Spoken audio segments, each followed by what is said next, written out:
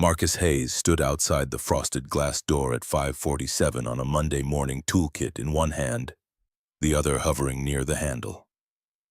23 stories separated this world from the basement maintenance shop where he'd spent 3 years fixing pipes and rewiring junction boxes for people who never learned his name. Up here, even the air felt expensive, recycled through systems that cost more than his annual salary, scented with something subtle that probably had a French name. His radio crackled. Frank Morrison's voice cut through the pre-dawn quiet. "You there yet?" Marcus pressed the button. "Just outside the CEO's wing. Make it fast. Email had urgent in all caps 3 times. You know what that means with Sterling." He did. Kate Sterling.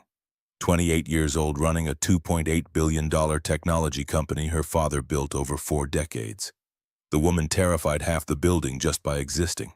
Marcus had seen her exactly once 6 months ago in the lobby during the quarterly all-hands meeting. Charcoal suit that probably cost more than his monthly rent, heels clicking precision into marble face carved from something harder than stone. She'd walked through a crowd of employees like Moses parting water, and someone near him had whispered, "The Ice Queen doesn't give second chances." Marcus had kept his head down and prayed she'd never notice him. Now he was about to walk into her private office at dawn. The circuit breaker panel was easy enough to locate. Tripped main, probably from overnight storms that had rattled his apartment windows and made Lily cry out in her sleep. Marcus reset it methodically, heard electricity hum back through the walls like a waking giant. Lights flickered on throughout the executive wing, each one a small victory. He worked with the muscle memory of 14 years keeping things running. Keeping Lily fed, keeping their heads barely above water. 14 years since Jessica told him she wasn't ready to be a mother and walked out 3 days before their daughter drew first breath. 14 years of night classes, abandoned engineering dreams packed into boxes he couldn't afford to store, every choice narrowing his world until it became a tunnel, with only one purpose: keeping his daughter safe. Every decision since that positive pregnancy test had led here to this moment, to being invisible in a building full of people who'd never drown, because they'd never have to swim. The frosted glass door showed as a darker rectangle in the hallway. One more switch to test the master control for the private office suite. Marcus flipped it, heard the satisfying click of response, and reached for the handle without thinking. 3 years of maintenance work meant opening doors, checking systems, verifying function. Pure reflex born from thousands of similar moments. His hand pushed. The door swung inward. Time performed surgery on itself, each second stretching into separate moments of crystalline horror. Kate Sterling stood in the center of her office, pulling a cream blouse from a dry cleaning garment bag. She wore a black pencil skirt and a white lace bra. Nothing else. Auburn hair fell loose across bare shoulders, catching the early light from floor-to-ceiling windows overlooking Seattle's waking skyline. Her dark eyes went wide with shock that perfectly mirrored the explosion happening in Marcus's chest. The toolkit hit the floor. Tools scattered across expensive hardwood with sounds like breaking bones. Screwdrivers, wire strippers, voltage testers spreading in an accusatory arc. Words tumbled out, desperate and clumsy, tripping over each other in their panic to escape. "I'm so sorry. I didn't know. Testing lights. I have a daughter. Please don't fire me." Kate Sterling's voice could have frozen liquid nitrogen. "Turn around." Marcus spun so fast his vision blurred, facing the frosted glass and the hallway beyond, that suddenly felt like freedom he'd just lost forever. Behind him came the whisper of fabric, the sharp zip of the garment bag. The small sounds of dignity being rebuilt. Every muscle in his body locked rigid. 3 years of invisible work, of being dependable and competent, and exactly what they needed destroyed in 5 seconds of catastrophic stupidity. She'd call security. She'd call HR. She'd make absolutely certain he never worked in Seattle again.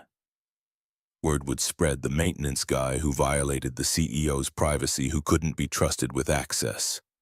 And Lily would pay the price for his mistake. Always it was Lily who paid. "I swear I didn't see anything, just doing my job testing circuits. Didn't know you were here, please." Lily needs I need this job. Be quiet. His jaw snapped shut. He could hear his own breathing, ragged and panicked, too loud in the terrible silence. Could hear Kate dressing in the space behind him. Could hear his career ending with each second that passed. When she finally spoke again, something in her tone made him pause. Not rage. Something more complex, more calculated. What's your name? Marcus Hayes. Ma'am. Maintenance staff. Electrical clearance. 3 years employed. No complaints. Perfect record. This was an accident. I thought the office was empty. I heard you the first time. A pause that lasted centuries. Turn around. Marcus turned slowly, eyes fixed on the floor like a child awaiting punishment. Kate stood behind her massive desk, now fully dressed in the cream blouse and black skirt. Hair pulled back in the severe style he recognized from that lobby glimpse 6 months ago. Every trace of vulnerability erased like it had never existed. But her dark eyes studied him with an intensity that made his skin prickle, assessing him with the same focus she probably brought to quarterly reports and acquisition strategies. Look at me. It was the hardest thing he'd ever done. Meeting Kate Sterling's gaze felt like staring into a searchlight, but he forced himself. She deserved that much acknowledgement of what he'd done. Acceptance of the judgment about to fall. Her face was unreadable, a mask of perfect control refined through years of boardroom warfare. But something flickered in those dark eyes as she looked at him. Not anger exactly. Something more complicated, like she was solving an equation he couldn't see. You really didn't know I was here? Not a question, a statement. But Marcus answered anyway, the truth spilling out because he had nothing left to lose. No, ma'am. Work order just said electrical malfunction, executive floor urgent. I reset the breaker, tested switches. Thought the whole floor was empty this early. 5:47 in the morning, nobody's supposed to be here except security. Kate walked around her desk with measured steps, each one deliberate. She stopped 3 feet away from him, close enough that he could smell her perfume, something subtle and expensive that made the air between them feel charged with invisible electricity. You're terrified. Yes, ma'am. Of me or of losing your job? Both. The truth fell out before he could stop it. Mostly losing the job. Lily's 6, first grade. I'm all she has. Single father. I can't afford. His voice cracked. He forced himself to breathe, to not completely fall apart in front of this woman who held his entire future in her perfectly manicured hands. Can't afford to lose this. Something shifted in Kate's expression, a flicker of recognition passing across her face like cloud shadow on water. She studied him for another long moment, and Marcus felt catalogued, assessed, measured against criteria he couldn't begin to understand. He saw her eyes taking in details, his worn work boots, the frayed edge of his shirt collar. The exhaustion probably written in every line of his face from another night of 3 hours sleep between Lily's nightmare and his early shift. The door was unlocked. She said it flatly, like reading from a technical manual. I should have secured it when I arrived. That's on me, not you. Marcus blinked, certain he'd heard wrong. His brain couldn't process what she was saying because it violated every expectation of how this scene should end. Kate turned away, moving back to her desk with the same controlled grace. What you saw stays between us. Understood? Yes, ma'am. Absolutely. I would never say anything to anyone about anything. I swear on my daughter's life. Good. She picked up a tablet from her desk, attention already shifting to whatever waited in her schedule. The incident apparently filed away and closed. Finish your testing. Send your supervisor a report that everything's functioning normally. Marcus stood rooted to the spot, unable to process what was happening.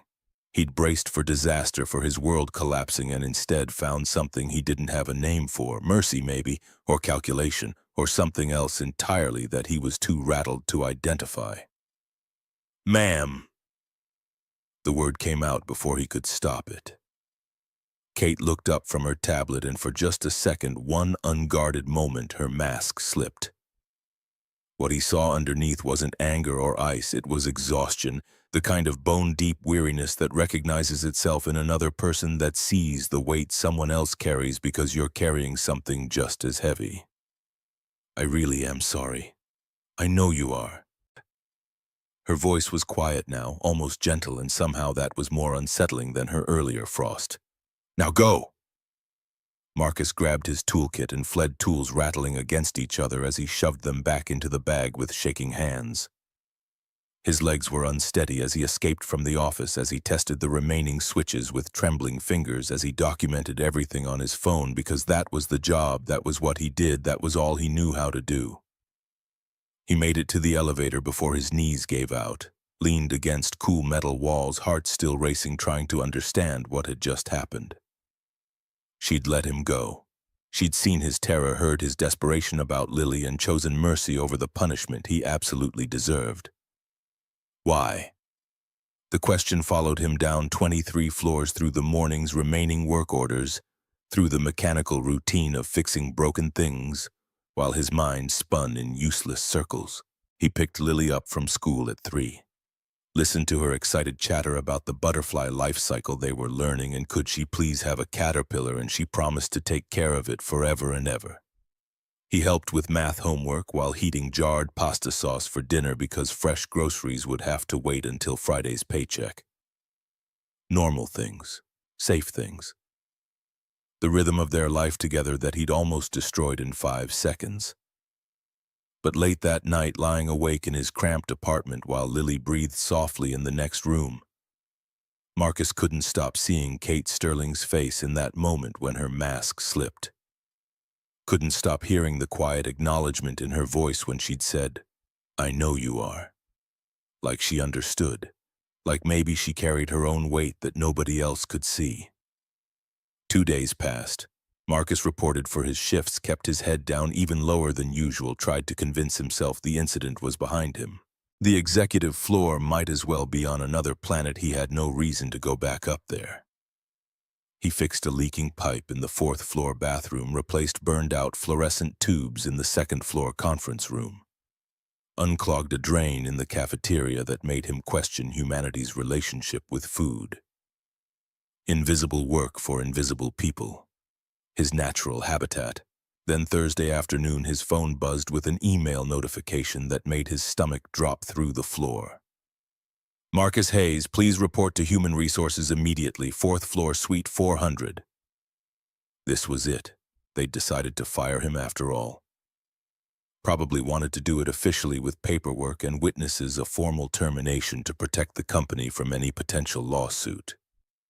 Should have known the reprieve was temporary. Should have known mercy from someone like Kate Sterling had an expiration date stamped on it. The HR suite was designed to make difficult conversations slightly less awful, which somehow made them worse. Neutral colors that meant nothing, uncomfortable furniture that discouraged lingering air that smelled faintly of stress and broken careers. The receptionist barely looked up when Marcus gave his name. Just gestured toward a conference room where a woman in a gray suit waited with a manila folder that probably contained his professional death certificate. Patricia Kemp, HR director. Mid-50s, sharp-eyed, professionally sympathetic in ways that meant absolutely nothing because sympathy didn't pay rent or feed children. Marcus Hayes, please sit down. Marcus sat, hands gripping his knees to hide the trembling he couldn't quite control. If this is about Monday morning, I can explain. Patricia opened the folder with practiced efficiency. This isn't disciplinary, Mr. Hayes. The words didn't make sense. Marcus stared at the papers she slid across the table, trying to force his brain to process what he was seeing. But the letters seemed to rearrange themselves into incomprehensible patterns. This is a position transfer. Patricia's voice was matter-of-fact, like she was discussing printer maintenance. Effective immediately, you're being reassigned from general maintenance to executive support technician for the executive floor.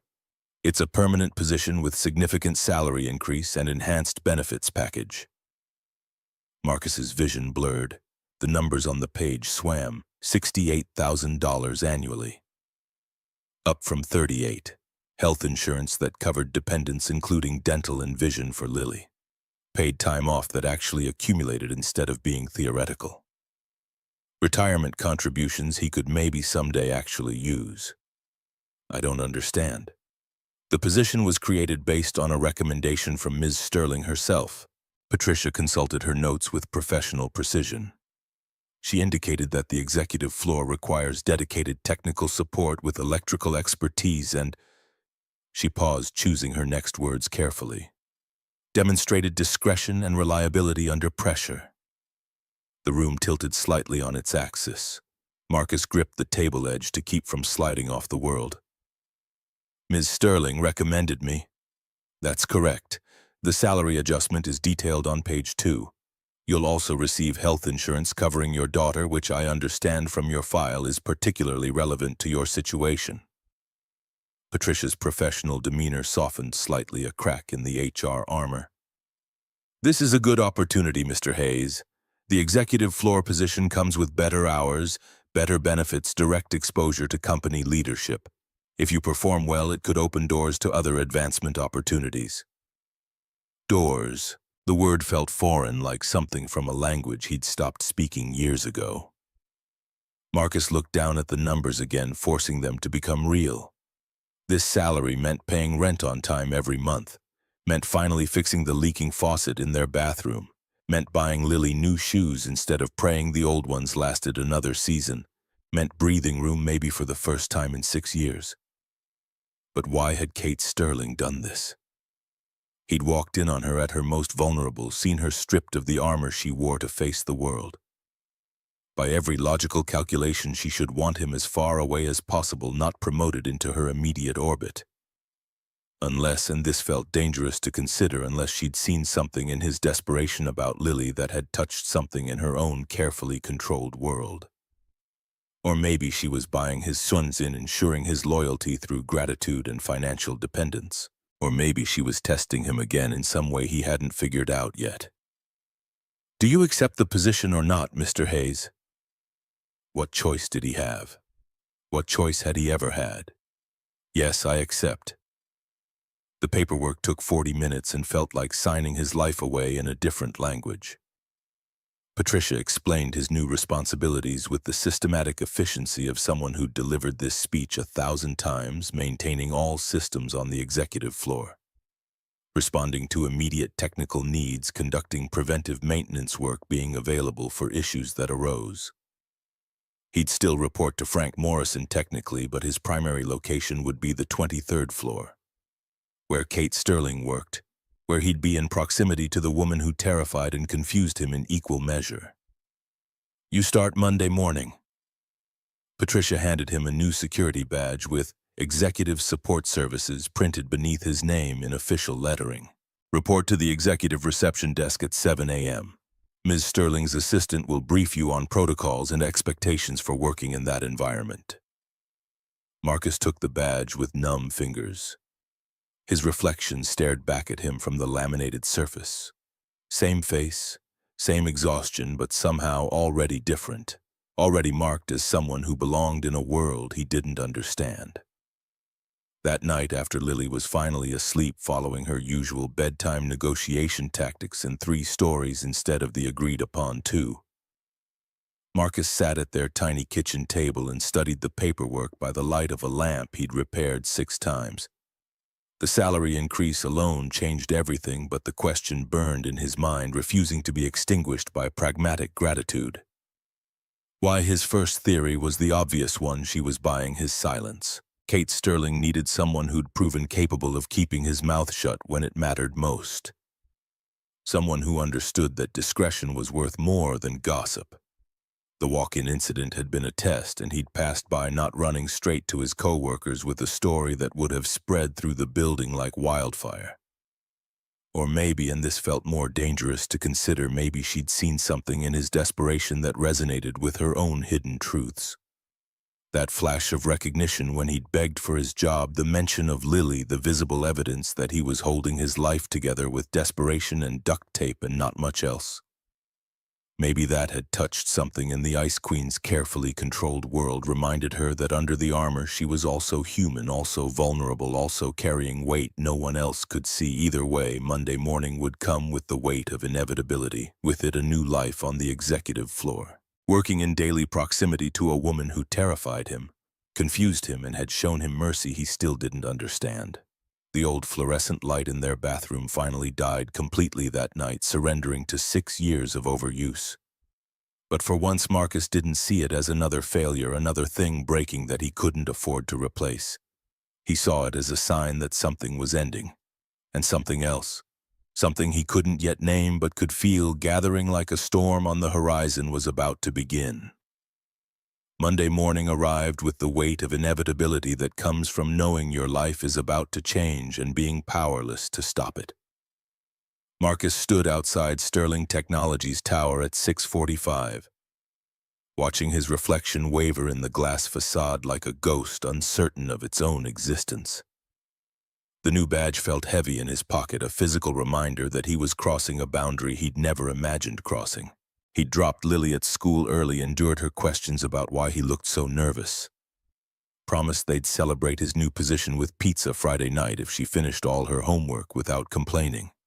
She'd hugged him extra tight before running to join her friends, and that warmth was the only thing keeping him from turning around and walking away from whatever waited above. The executive floor at 7 o'clock hummed with controlled energy, fundamentally different from the silent space he'd encountered during the emergency call. Assistants moved with purpose, arranging schedules with military precision. Junior executives clutched coffee like lifelines, faces already tight with the stress of expectations they'd probably never meet. The soft ping of elevator arrivals delivered the day's first wave of ambition and anxiety in carefully tailored packages. Marcus felt immediately catastrophically out of place. A maintenance worker in navy blue utility pants, surrounded by tailored suits and clicking heels. By people who belonged in this rarefied air while he was just visiting on borrowed time. The reception desk curved along one wall like a spaceship console, all blonde wood and embedded screens displaying information he couldn't begin to parse. The woman behind it looked up as he approached, her smile professional, but not unkind, the practiced warmth of someone whose job was managing the interface between chaos and order. Marcus Hayes, I'm supposed to report here for executive support services. Yes, we've been expecting you.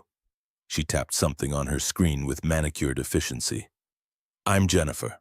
You'll be working primarily with me for coordination and scheduling. Ms. Sterling's executive assistant, Amanda Price, will brief you on protocols for working directly with senior leadership. She's just finishing the morning briefing but should be available shortly. Jennifer gestured toward a seating area that looked like it belonged in an art gallery, complete with abstract sculptures Marcus suspected were worth more than his car. He perched on the edge of a chair that probably cost more than his monthly rent toolkit, resting between his boots like a security blanket, and watched the executive floor perform its choreographed dance. Around him, the machinery of corporate power moved with frightening efficiency. People moved with purpose, every gesture economical. Conversations happened in low tones, suggesting everything discussed was confidential and crucial. Through glass walls, he caught glimpses of conference rooms where early meetings were already underway, offices where senior executives stared at multiple screens displaying what he assumed was very important information about very important things. And somewhere beyond it all, behind doors he couldn't see, Kate Sterling was beginning her day, preparing to face whatever challenges a 28-year-old woman running a multi-billion-dollar company faced on a random Monday morning. Marcus wondered if she ever thought about that moment in her office, or if it had already been filed away in whatever mental compartment she used for things that didn't matter. "Mr. Hayes!" Marcus stood quickly, nearly knocking over his toolkit in his haste. The woman who'd spoken was mid-40s, impeccably dressed in charcoal gray that probably had a designer label, with eyes that assessed him in a single glance and filed away everything relevant. "I'm Amanda Price, Ms. Sterling's executive assistant. Follow me, please." She moved like someone who'd learned to navigate these hallways in her sleep heels, making almost no sound on marble despite her pace. Marcus followed, acutely aware of how his work boots sounded by comparison too loud, too heavy, too obvious. They passed through the main executive area into a corridor he recognized from the emergency call, and his pulse quickened despite his best efforts at control. The path to Kate's private wing. Amanda led him to a small office he hadn't noticed during his first visit, tucked discreetly near the electrical panel room. Modest by executive floor standards, but palatial compared to the basement break room where he usually left his things. A real desk, comfortable chair, built-in cabinets for equipment storage, and a window, an actual window that showed the city below, instead of concrete walls and fluorescent lights. "This is your workspace." Amanda's voice was brisk but not unkind. "You'll maintain all systems on this floor with priority given to Ms. Sterling's immediate area. Response time for her direct requests is 10 minutes maximum. All other issues should be resolved within the hour unless they require parts or outside contractors, in which case you coordinate with me first." She handed him a tablet that looked brand new, probably more advanced than anything he'd ever touched. "This links to the building management system. You'll receive all work orders here along with Ms. Sterling's schedule so you can plan maintenance around her meetings and commitments. That schedule is confidential, Mr. Hayes. You don't discuss it with anyone, not other maintenance staff, not your friends, not random strangers at coffee shops. Is that understood?" "Understood completely." "Good." Amanda's expression suggested she was used to giving this kind of briefing, used to managing people who needed to understand the rules of a world they hadn't been born into. "Ms. Sterling values 3 things above all else: discretion, efficiency, and invisibility. Your work should be seamless. She shouldn't have to think about whether the lights work or if the temperature is comfortable or if the technology will function when she needs it. If she notices you at all, it should be because you've solved a problem before it became her problem. Clear?" The irony of being told to be invisible by the woman whose boss had personally promoted him after he'd accidentally seen her half-dressed wasn't lost on Marcus. He kept his expression neutral and nodded with what he hoped looked like professional competence. Questions, 1,000 of them, none he could actually voice. "No, ma'am." "Good. There's a staff briefing every morning at 6:45 in the main conference room. You're expected to attend. It covers the day's schedule, any VIP visits that might affect your work, and security considerations. Start your systems check at 7:30. Ms. Sterling typically arrives between 8 and 8:30, and everything should be perfect before she walks through that door." "Not functioning perfect, is that clear?" "Crystal clear." Amanda paused, and something in her expression shifted almost imperceptibly, a crack in the professional facade revealing something more human underneath. "Ms. Sterling doesn't make recommendations lightly, Mr. Hayes.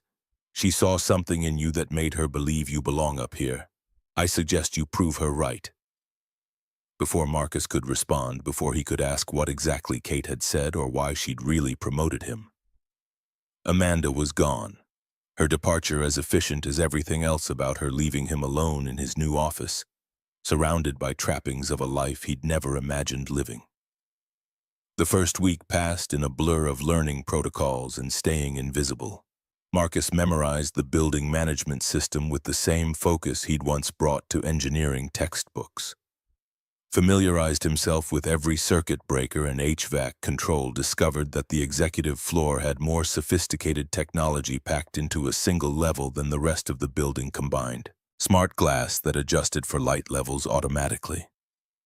Climate controls that responded to occupancy sensors. Conference room systems that cost more than luxury cars and required a manual the size of a phone book. He attended the morning briefings and learned to decode Amanda's careful language describing Kate's schedule. "Ms. Sterling requires uninterrupted focus time" meant keep the entire wing silent. No maintenance work unless it was literally an emergency. Board members visiting from New York meant everything needed to be perfect to the point of obsession because reputation was on the line.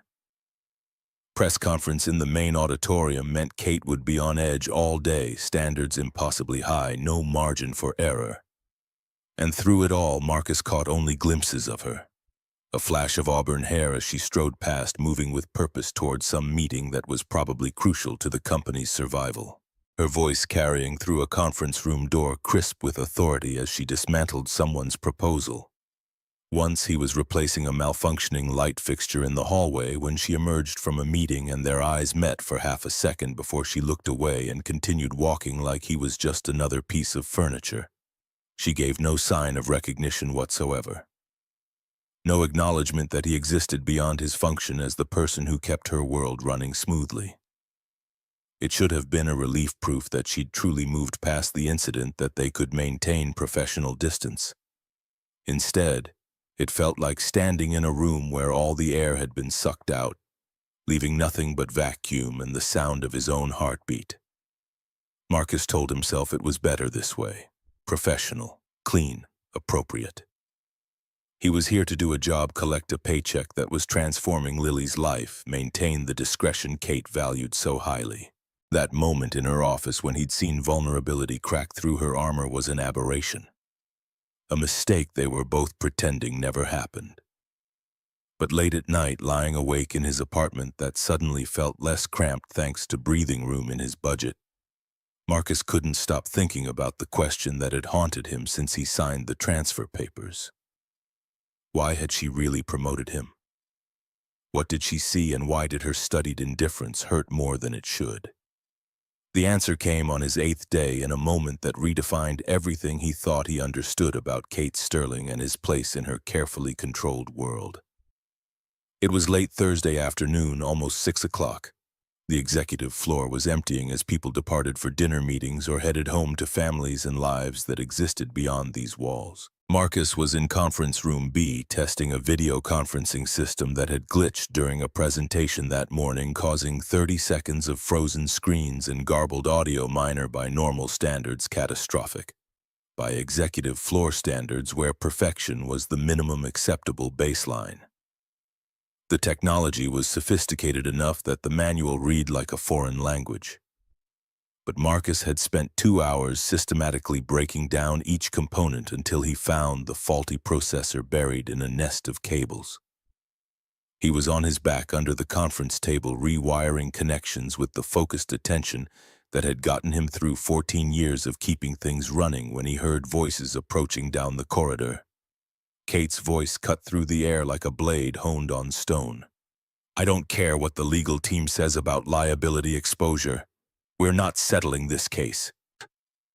A male voice, older and carrying the weight of assumed authority, tried for reason tinged with condescension. "Kate, the optics alone of going to trial. The optics of backing down are worse, Robert." Kate's footsteps grew closer, each one deliberate. "We set a precedent here. Every executive we've ever signed to a non-compete walks away thinking they can steal our client lists and we'll just negotiate a settlement like it's a parking ticket." They entered the room. Marcus froze under the table, barely breathing. He could see expensive shoes, Kate's black heels he'd recognize anywhere by now. A man's polished Oxfords that probably cost 4 figures. The door closed with a soft click that sounded like a cell door locking. "You're being unreasonably aggressive about this, and it's clouding your judgment." The man's voice carried condescension wrapped in false concern. "Marshall was your father's hire, one of his most trusted people. Going after him publicly damages Harrison's legacy in ways you clearly haven't considered. My father's legacy is secured by this company's continued success, not by protecting executives who betray us." Kate's voice turned to ice. "Or are you suggesting I should prioritize sentiment over strategy, Robert, because that seems like terrible advice from a board member?" "Robert." Marcus recognized the voice now. Robert Chambers, one of the senior board members. Mid-50s, silver hair, expensive suits that projected power and entitlement in equal measure. "I'm suggesting you remember that some of us have been with this company since before you were born, since your father was building this empire from nothing." Robert's tone carried threat disguised as mentorship. "Your father trusted Marshall implicitly. Perhaps you should consider whether your judgment in this matter—" "My judgment has increased this company's value by 42% in 2 years. Kate interrupted with precision. "My judgment acquired Techline and Meridian when everyone on this board said we were overextending and would destroy shareholder value. My judgment—" She stopped abruptly. Silence stretched for 3 beats of Marcus's racing heart. "Is someone else in here?" Marcus's blood turned to ice water. He'd been so still, barely breathing, trying to become invisible through sheer force of will. But somehow she'd sensed him, some sixth sense developed from years of boardroom warfare telling her the room wasn't as private as it appeared. Robert's voice carried disdain thick enough to choke on. "The maintenance technician, I believe. Perhaps you should have him escorted out before we continue discussing confidential strategic matters." More silence. Marcus could feel Kate's eyes searching though she couldn't see him under the table. The weight of her attention was almost physical. "Hayes?" Not a question, a statement of fact. Marcus slid out from under the table, toolkit in hand, face burning with embarrassment and something else he couldn't name. "I'm sorry, Ms. Sterling. I was fixing the video system. I didn't mean to intrude on a private conversation." "Did you hear our discussion?" Robert demanded, his voice sharp with authority he clearly thought should matter. "I heard voices, yes." Marcus met Kate's eyes despite every instinct screaming at him to look away, to be invisible, to disappear. "I didn't listen to content. I was focused on the repair." It was a distinction without difference, and they all knew it. But it was also technically true. He'd heard words without processing their meaning, background noise, while his mind tracked circuit paths and connection points. Robert's expression said he expected immediate dismissal, probably followed by some kind of security escort and a reminder about confidentiality agreements. But Kate just studied Marcus with that same unreadable intensity he'd seen in her office. Like she was calculating equations that included variables he couldn't perceive. "Finish your work, then leave quietly." "Yes, ma'am." Marcus turned back to the video system with shaking hands, hyper-aware of the conversation continuing in low tones behind him. He worked as quickly as possible without sacrificing thoroughness, testing connections, verifying the repair, making sure it wouldn't fail again. Every second felt like an eternity. Every word spoken behind him felt like it was being recorded in some file that would eventually be used against him. When he finally packed up his tools and headed for the door, Robert was mid-sentence about shareholder concerns and market perception. Neither Kate nor Robert acknowledged Marcus's departure, as if he'd already ceased to exist in their reality. He made it to his small office and leaned against the closed door, pulse hammering in his ears. The smart thing, the only smart thing, would be to go home, forget what he'd heard, never mention it to anyone. Discretion, that's what Kate valued. The ability to be trusted with proximity to power without exploiting it. But the look in her eyes when she'd realized he was there hadn't been anger. It had been calculation, evaluation, like she was running him through some kind of test whose parameters only she understood. Marcus stayed late that night, running diagnostics on systems that didn't need checking, unable to shake the feeling that something significant had just happened, even if he couldn't articulate what. Around 8 o'clock, when the executive floor was dark and sent except for emergency lighting casting long shadows, his tablet pinged with a message from Kate Sterling's private email, sent directly to his work account. "Your discretion is noted and appreciated. KS, 7 words, no explanation, no context, but they carried weight that pressed against his chest like physical force. Marcus stared at them until his eyes blurred, trying to decode layers of meaning underneath. She'd been testing him deliberately, or she'd simply seized an opportunity when it presented itself. Either way, she'd watched him overhear a confidential conversation and choose silence over gossip, discretion over currency that could have bought him status among his co-workers. And she'd acknowledged it, directly, personally. The message felt like a door opening, or maybe a trap being set. Marcus couldn't tell which, and the uncertainty kept him awake long after he made it home, to his quiet apartment where Lily slept peacefully, unaware that her father's life was becoming more complicated by the day. The following Tuesday, Kate requested him by name for the first time since the promotion. The work order came through his tablet at 2:37 in the afternoon, marked urgent with a red flag. Temperature control malfunction in CEO office. Immediate response required. Marcus grabbed his equipment and made it to Kate's wing in under 8 minutes, well within the 10-minute mandate. Amanda intercepted him at the entrance, her expression tight with concern that made him instantly worried about what he was walking into. She's been in back-to-back video conferences for 3 hours straight. The AC cut out 40 minutes ago and the room's getting uncomfortable. Fix it quickly and quietly without disrupting her meeting if at all possible. Kate's office door was open. He could hear her voice as he approached, still crisp and controlled despite what had to be stifling heat. I understand your concerns about the production timeline, David.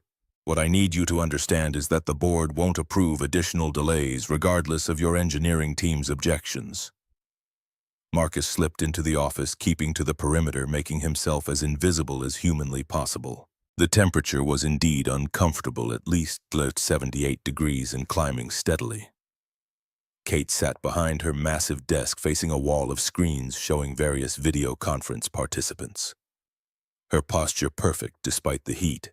She didn't acknowledge his presence with so much as a glance, but he saw her shoulders relax fractionally a minute.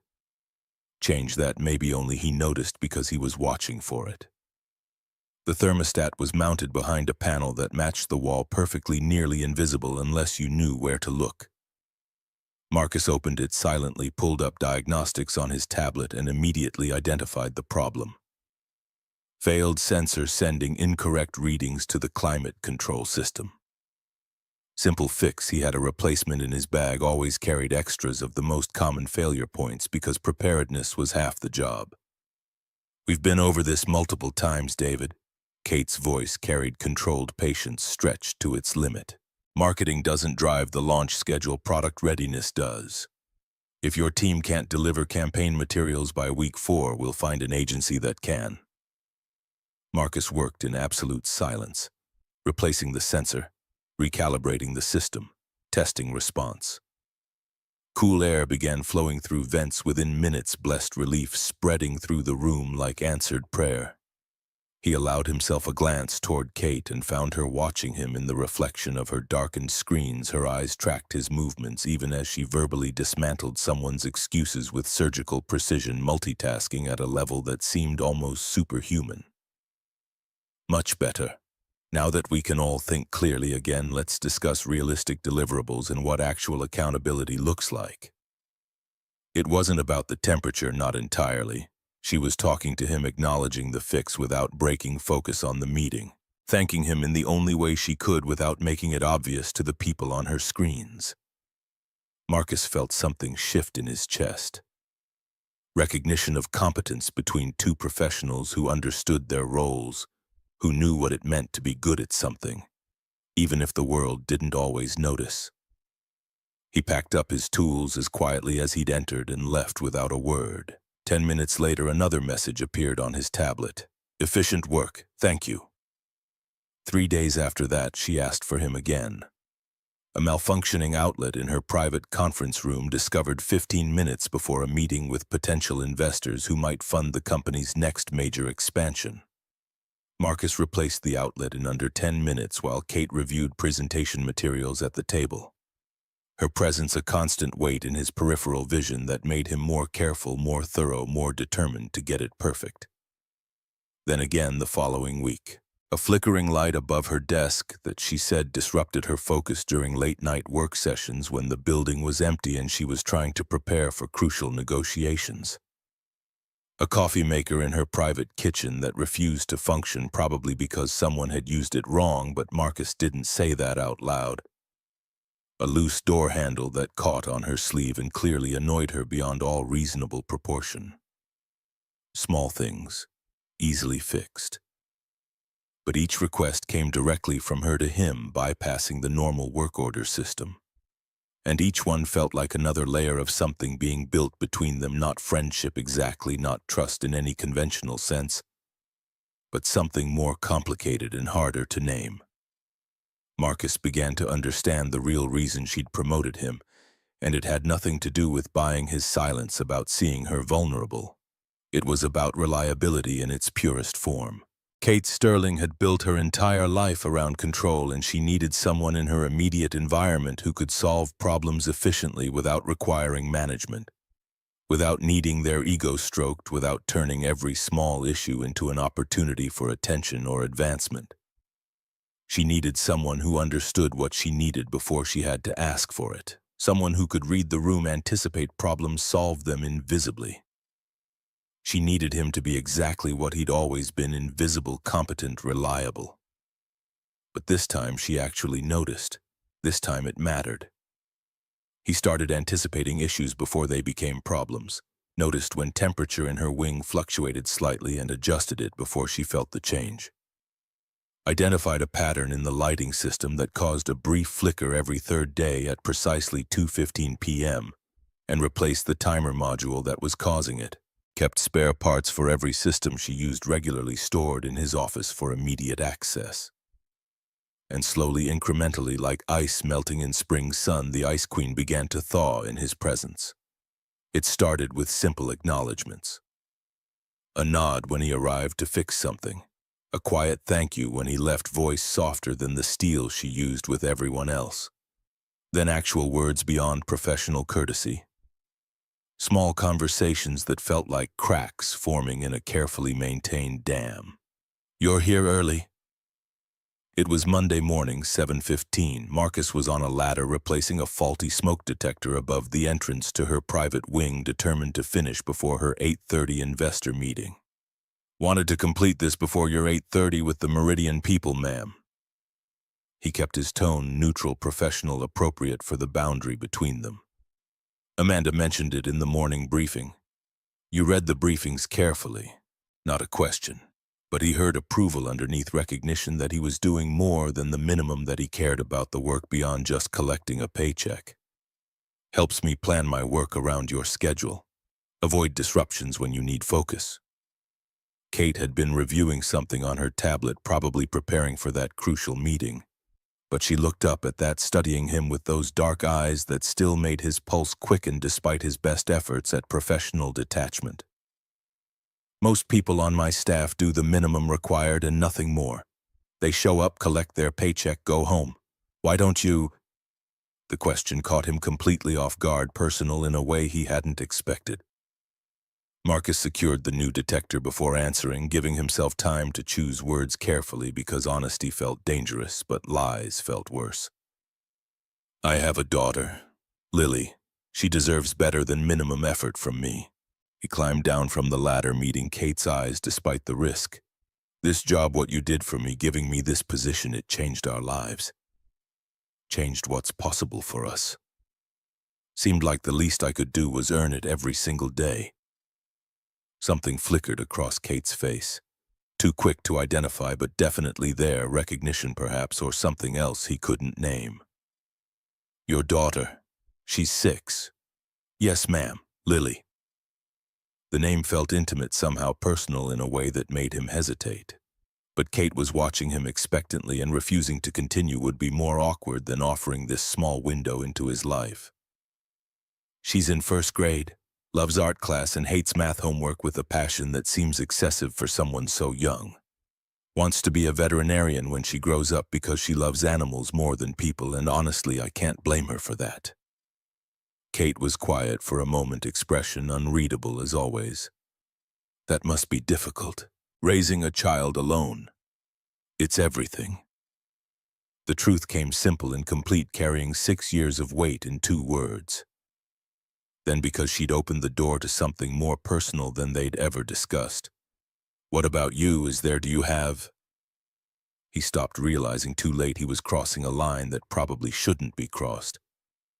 But Kate smiled, and it transformed her face for just a second, a small, sad curve of her lips that made her look younger. More vulnerable, more human than the armor she usually wore. "No one. Building an empire doesn't leave much time for personal entanglements, and most people want something from me. Power connections, proximity to success. It becomes difficult to know what's real and what's performance."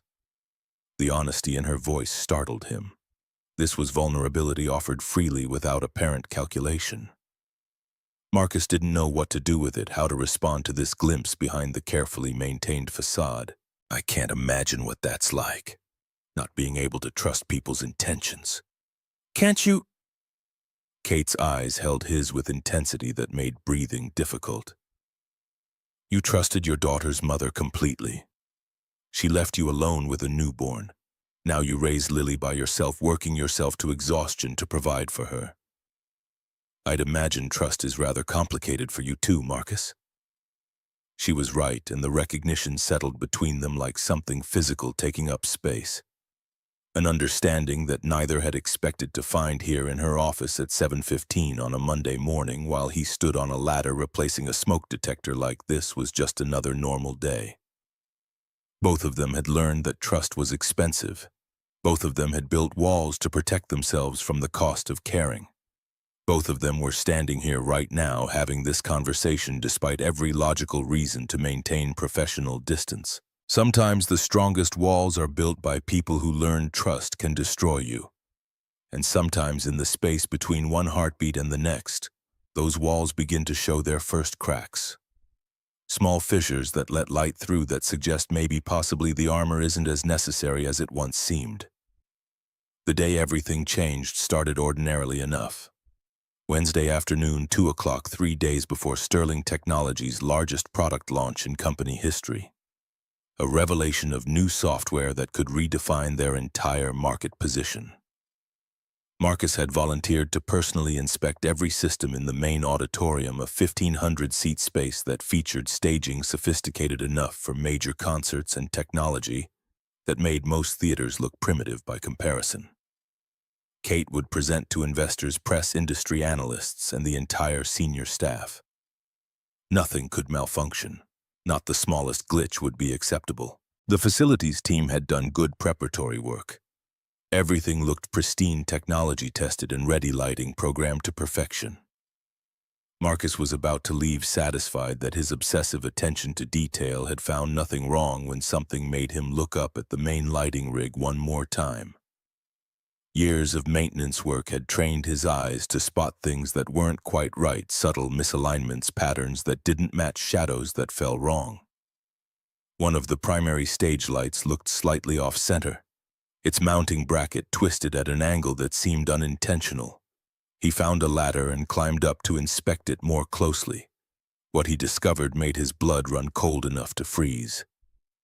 The safety cable, the backup that prevented lights from falling even if the main mount failed, was frayed nearly through. Not from age or normal wear, but from what looked unmistakably like deliberate cutting. Someone had carefully sawed through most of the strands with a blade, leaving just enough intact that it wouldn't be immediately obvious to casual inspection, but would fail catastrophically under the right stress, or at the right moment. And the main mounting bolt securing the entire assembly was loose, turned back, several threads from proper tightness held in place by friction alone and nothing else. The light weighed 40 pounds of metal and glass.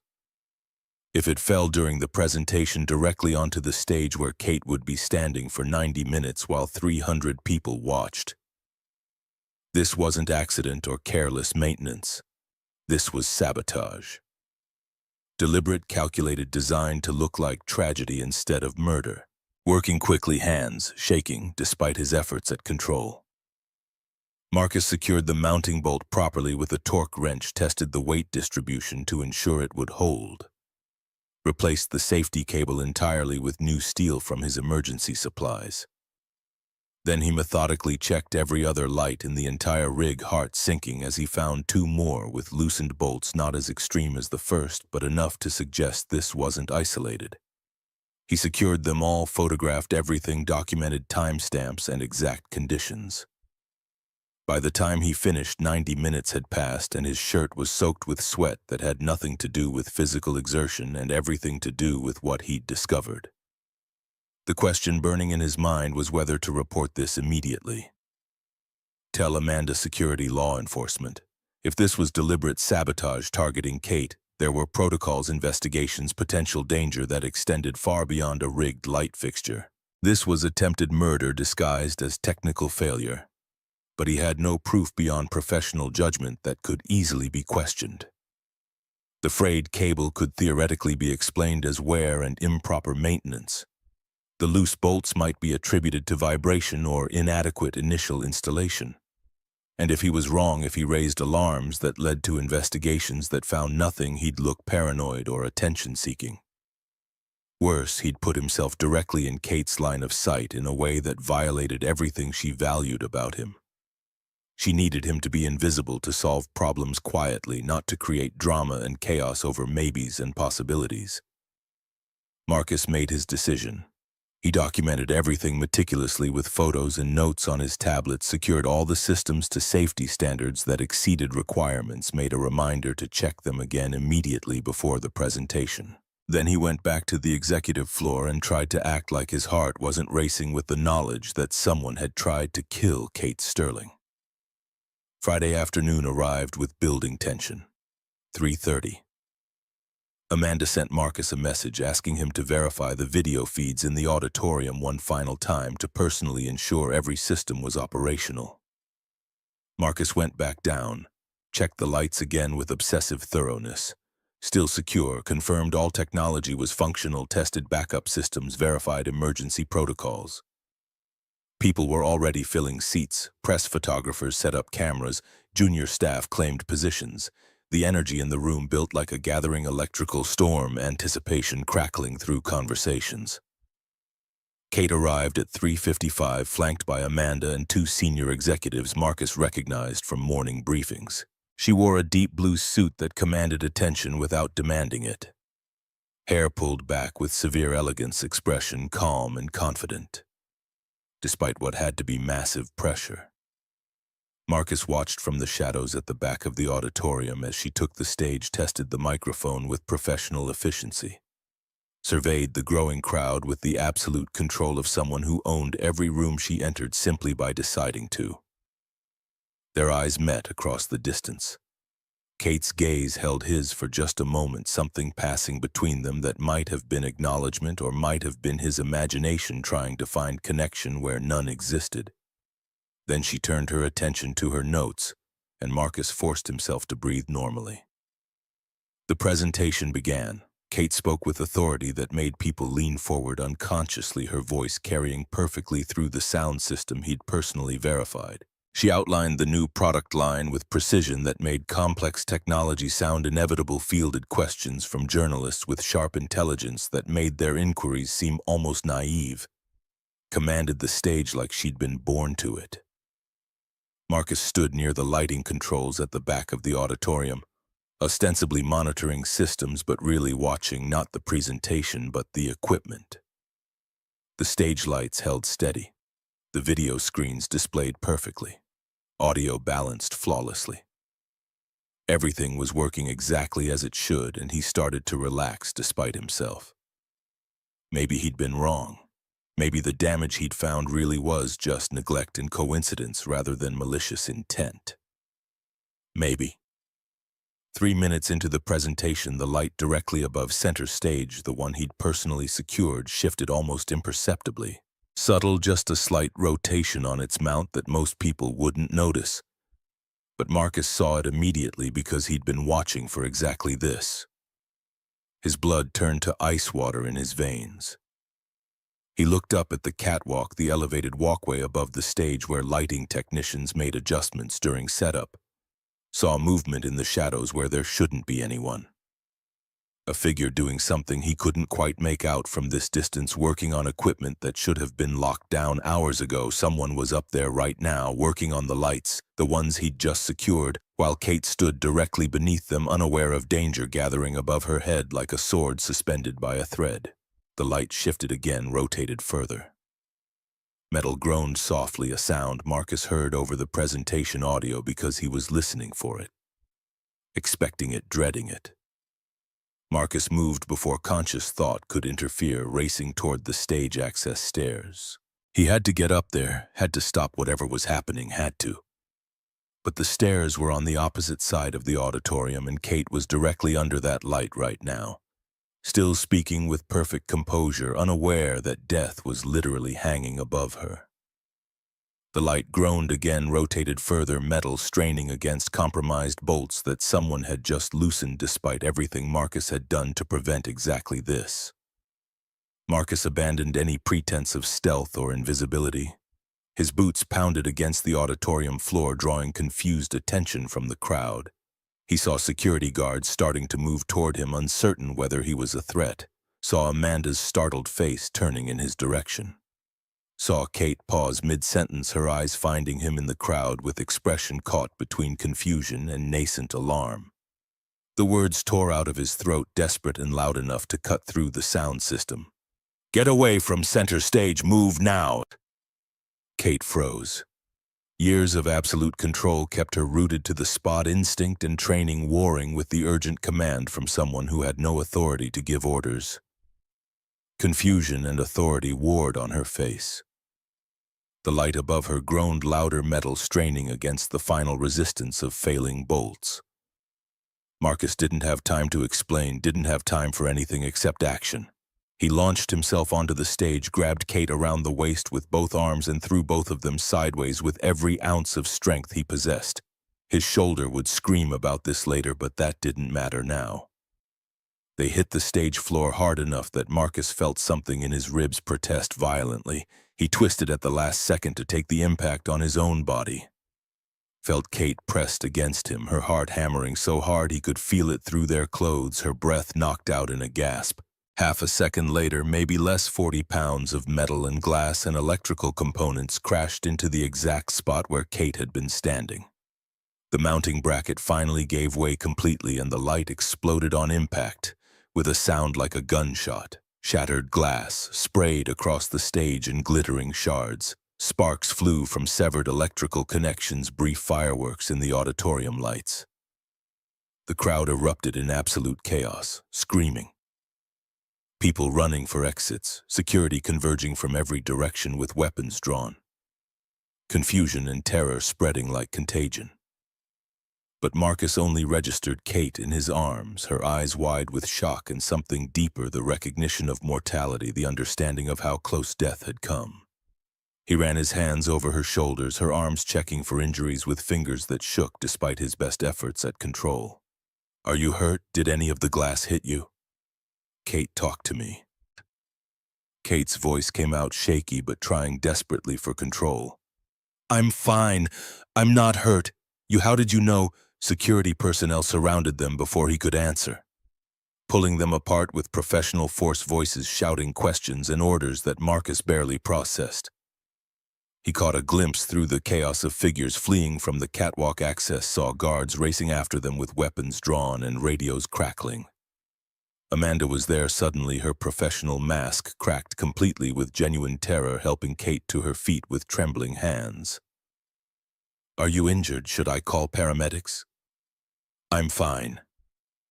Kate said it louder now, authority returning to her voice even as her hands shook visibly. "Everyone calm down. We need to clear the auditorium in an orderly fashion. No panic. Security contain the situation." "On it." Cole Barrett, head of security, former detective, professionally competent, was already coordinating on his radio. Kate's eyes found Marcus again. He was still on the stage floor where security had left him. His shoulders screaming where he'd absorbed their combined impact, blood running from a cut on his arm where a glass shard had caught him. Scattered glass surrounded him like diamonds in stage lights. "You're bleeding." "It's nothing. Surface cut." "It's not nothing." She moved toward him, but Amanda intercepted gently, professionally. "We need to get you to a secure location until security can sweep the entire building and determine if there are additional threats. Please, Kate." For a moment, Marcus thought Kate would refuse, would insist on staying. But she let Amanda guide her toward the exit, looking back at him one last time with an expression he couldn't fully read.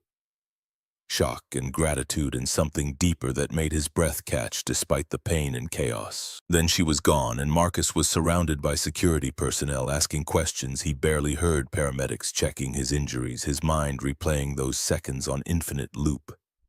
The weight of Kate in his arms, the absolute terror in her eyes, the certainty that if he'd been 1 second slower she would be dead, and he'd be living with that knowledge forever. And somewhere in the chaos surrounding him, Marcus realized that invisible was no longer an option.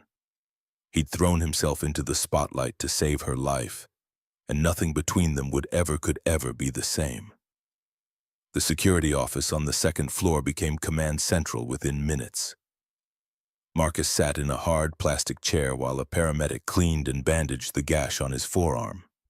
The sting of antiseptic barely registered against the adrenaline still flooding his system. Around him, guards spoke in clipped professional tones into radios coordinating a building-wide lockdown while reviewing security footage on a wall of monitors. Cole Barrett pulled up a chair, his expression grave.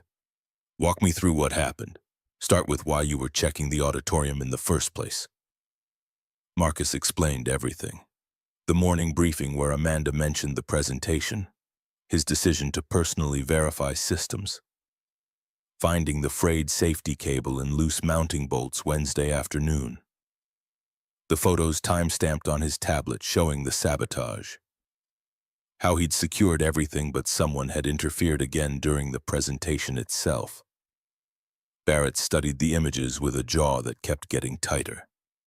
"You fixed it, secured everything properly, so how did the light still fall?" "Someone was up in the catwalk during the presentation. I saw movement, saw them working on something. They must have loosened it again after I left or found another way to compromise the mount that I didn't anticipate." "Did you see a face, any identifying features?" "No, just a silhouette.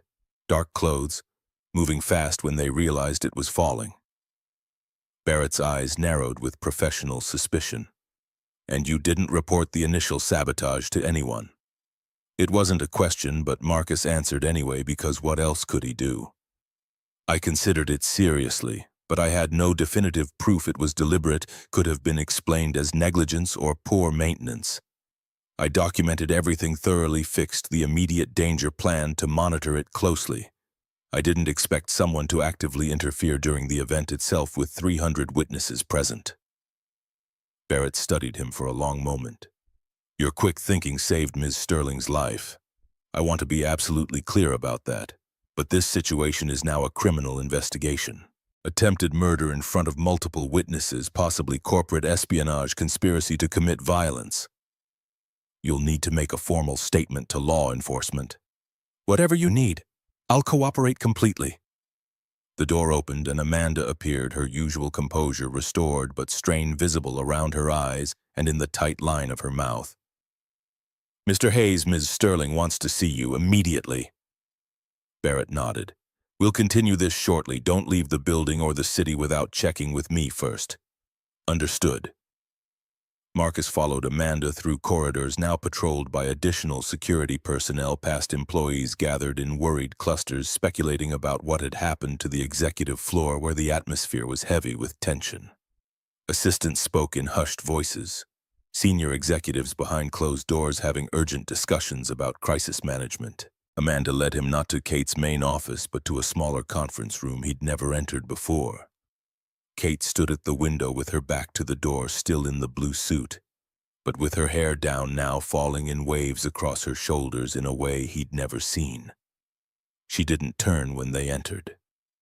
"Leave us." Her voice was quiet but carried absolute command. Amanda hesitated visibly. "Kate's security protocols strongly suggest I'm safe with Marcus." Kate's voice softened slightly. "Leave us alone, Amanda. Please." The door closed with a click that seemed too loud in the silence that followed. Marcus stood just inside the room, unsure whether to speak or wait, his heart hammering against his ribs hard enough that he wondered if she could hear it. Kate finally turned, and the expression on her face stopped whatever words he might have found.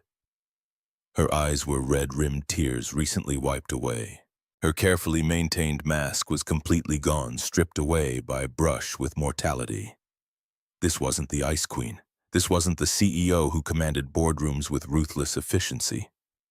This was Kate, just Kate, confronting the reality that she'd been minutes from death. "You tackled me.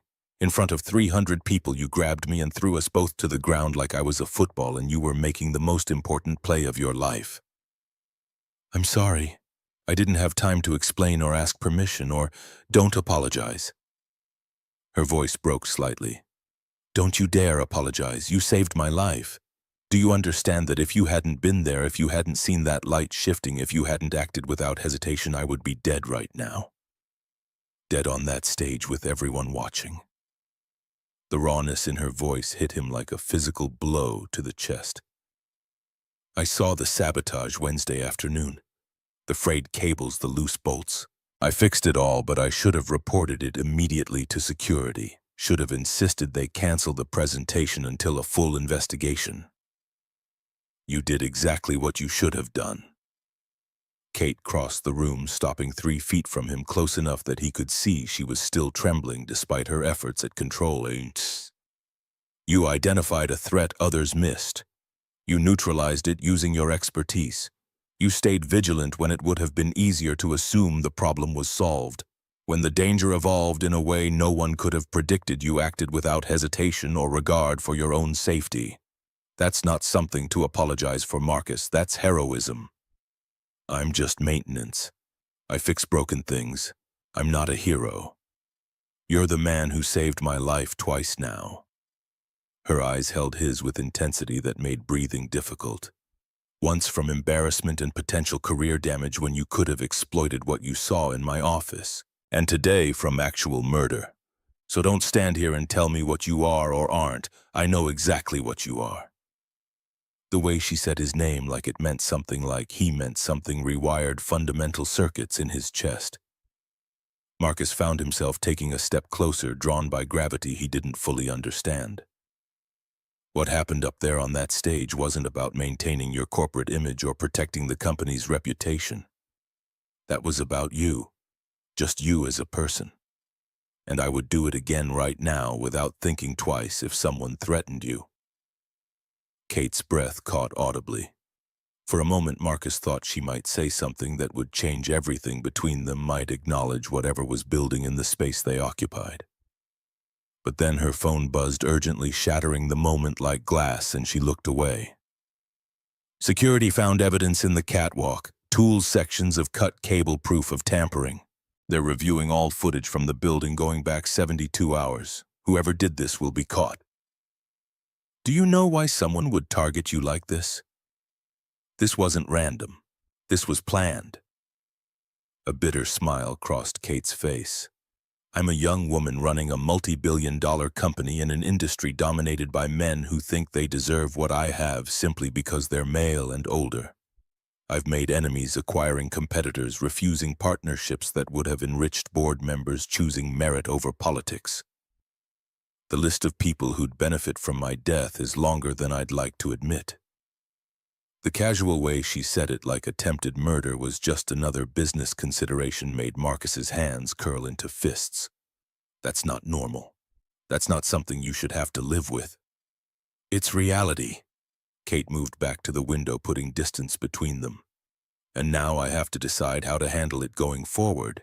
Cancel future public appearances, increase security to levels that make me look afraid. Show weakness to everyone watching and waiting for me to fail. You show strength by staying alive. Everything else is secondary to that. She looked at him then with something that might have been wonder. You really believe that? I know what it's like to have someone depending on you completely. To know that your choices and your survival determine their entire world. Marcus thought of Lily probably just getting home from school right now with Mrs. Walsh doing homework and completely unaware of how close she'd come to losing her father today. You have thousands of employees whose livelihoods depend on this company continuing to function. You owe it to them to protect yourself, even if it means looking cautious instead of fearless. Is that the only reason the employees and their livelihoods? The question hung between them, heavy with implications. Marcus wasn't ready to examine in the light. Before he could answer, before he could decide whether honesty or deflection was safer.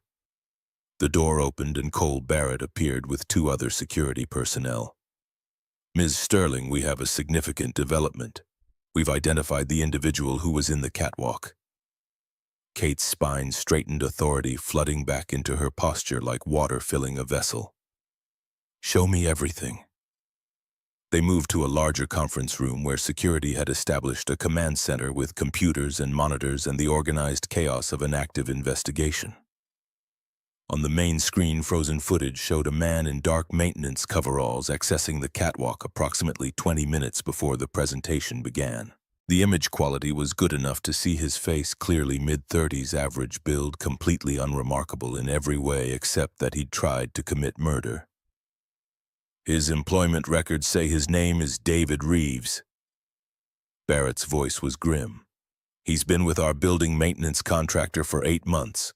Background check at hiring was supposedly clean, references verified, all standard procedures followed. But we just discovered that his employment application used a false social security number. The identity is fabricated. Someone planted him here deliberately. Kate's voice was tight with controlled fury. That's our assessment. We're searching his assigned locker and workspace now, contacting federal authorities for assistance. But there's more you need to see. Barrett pulled up another image, a screenshot of an email from an anonymous account. This was sent to 3 business journalists 40 minutes ago before the incident occurred. It claims you've been cooking the books, inflating revenue numbers to artificially boost stock prices and deceive investors. The timing suggests whoever sent it expected you to be in no position to defend yourself or your company. Marcus felt physically sick. This wasn't just an assassination attempt. It was coordinated corporate destruction kill. Kate released damaging accusations, simultaneously tanked the company's value and reputation all at once in a carefully orchestrated attack. The allegations are completely false. Kate's voice was flat, containing rage that Marcus could see burning in her eyes. Our books are audited quarterly by independent firms with sterling reputations, but proving that to the market will take time and effort, and the accusation alone will damage investor confidence and stock price. Not if you're standing in front of cameras tomorrow morning, very much alive with security footage showing an attempted murder that coincides perfectly with fraudulent allegations designed to destroy your credibility. Barrett's tone carried professional certainty. That narrative isn't whistleblowing or legitimate corporate criticism.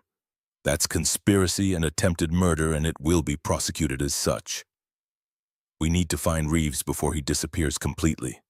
And I want to know who hired him, who planned this, who has the resources and motivation to orchestrate something this elaborate. We're already on it. In the meantime, I'm assigning personal protective details. You don't go anywhere without no. Kate's voice cut like steel. I'm not hiding behind visible bodyguards like I'm afraid of my own shadow. We handle this intelligently and strategically, but I will not give anyone the satisfaction of seeing me cower. Barrett looked like he wanted to argue, but clearly knew better. At minimum, you need someone watching your immediate environment with expertise to identify threats. Someone you trust implicitly. Kate's eyes found Marcus across the room. Something passed between them in that look, a silent conversation that excluded everyone else present. Marcus stays close to me. He's already proven he can identify threats that trained security personnel miss. He works on the executive floor anyway, so nothing changes visibly to external observers, but he's present and vigilant. Ms. Sterling, with all respect, Mr. Hayes is maintenance staff, not trained security personnel with tactical experience. Mr. Hayes saved my life twice in the past week while your security personnel were watching cameras and patrolling hallways according to established patterns. Kate's tone brooked absolutely no argument. I trust his instincts and judgment. He stays close to me. Barrett nodded reluctantly. We'll need to brief him extensively on protocols, provide secure communication equipment, coordinate with our teams. Fine. Do it immediately. I want this handled tonight. Barrett turned to Marcus with an expression that was professionally unreadable. Unless you have objections to significantly expanding your responsibilities. Marcus thought about what he was being asked to accept, thought about Lily and the risks of putting himself between Kate and whoever wanted her dead, thought about walking away from this, choosing safety and stability, protecting the fragile life they'd built together. But when he looked at Kate, really looked at her, he saw vulnerability. She was hiding behind steel and authority. Saw someone who'd built walls so high she couldn't see over them anymore, who trusted so few people that asking him to stay close was an act of profound faith that terrified her even as she demanded it. No objections. Whatever you need me to do. The relief that flashed across Kate's face was so brief he almost missed it. But it had been there real and raw and human before she locked it away behind control again.